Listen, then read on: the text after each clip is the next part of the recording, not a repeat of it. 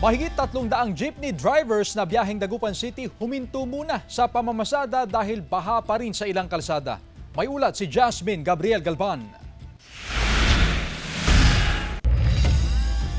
Biyaheng Mapandang Dagupan ang ruta ng jeepney pinapasada ni Mang Elvis.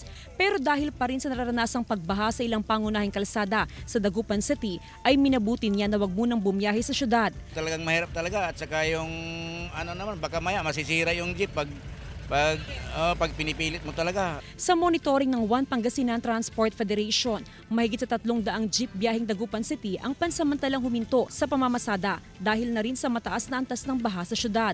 Mas malaki raw kasing gagastusin sa pagpapaayos ng mga sasakyan kapag ipipilit na ilusong ito sa baha.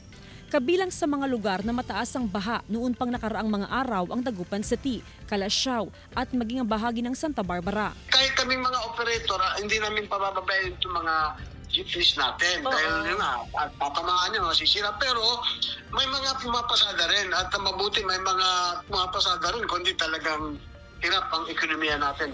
Dahil pa rin sa pagbaha, apektado ng mga pasahero dahil sa kakulangan ng mga jeep na bumabiyahe.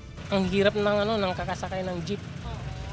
Dahil sa sobrang ng taas ng tubig, pati yung mga sasakyan, madalang din. Sa ngayon, unti-unti nang bumababa ang antas ng baha sa napakaraming lugar sa Dagupan City. Kung magtutuloy-tuloy ang paghupa ng baha, asahan daw na babalik na sa normal ang mga biyahe ng jeep sa Pangasinan.